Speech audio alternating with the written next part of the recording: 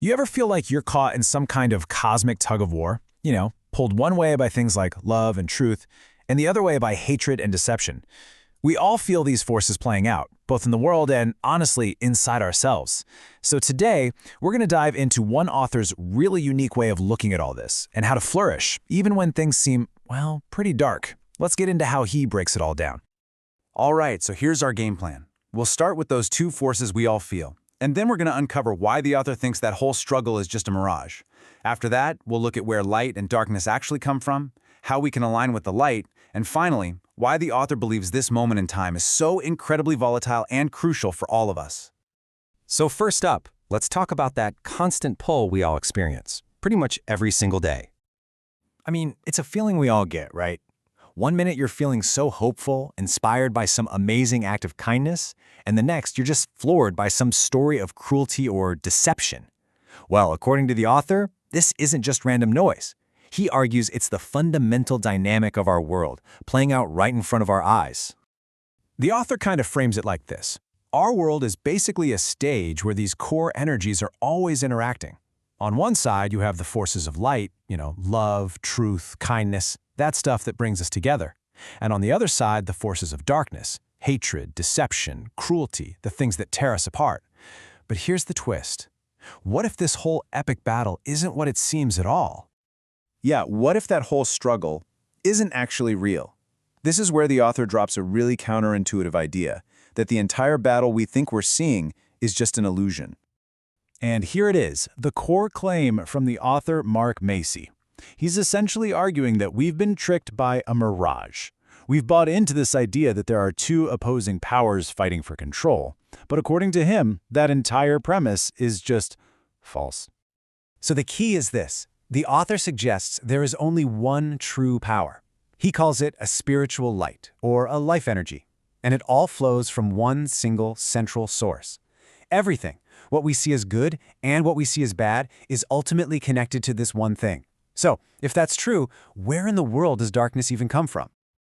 And that brings us perfectly to our third section, the author's fascinating explanation for where both light and, well, what we think of as darkness come from.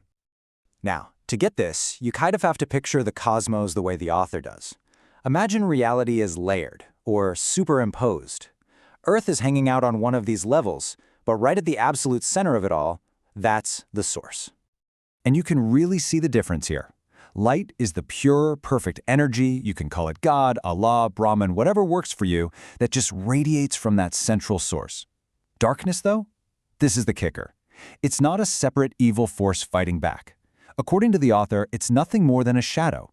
It's just what happens when that perfect light hits Earth and gets deflected by all our human stress and drama and negativity. He literally describes it as a powerless, staticky ball of invisible lint that's just stuck around our planet.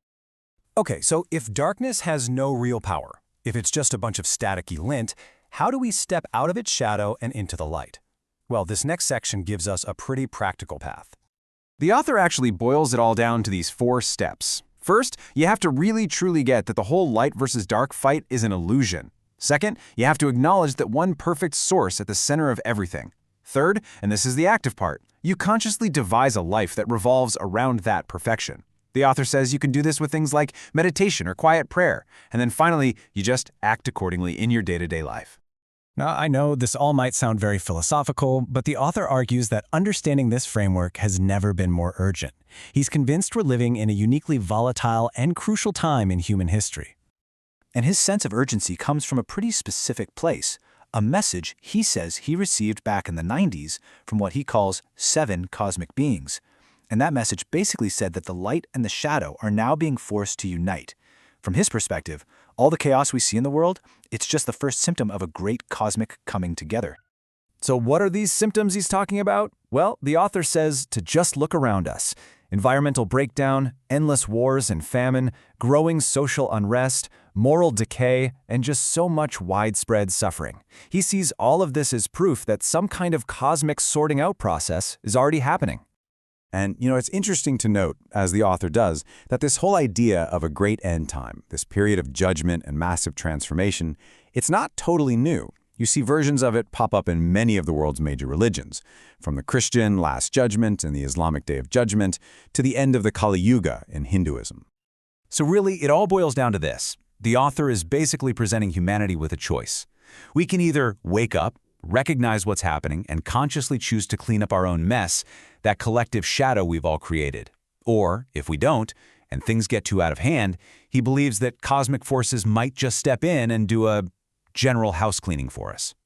And that leaves us right here, with the final, really provocative question that the author's work puts to us.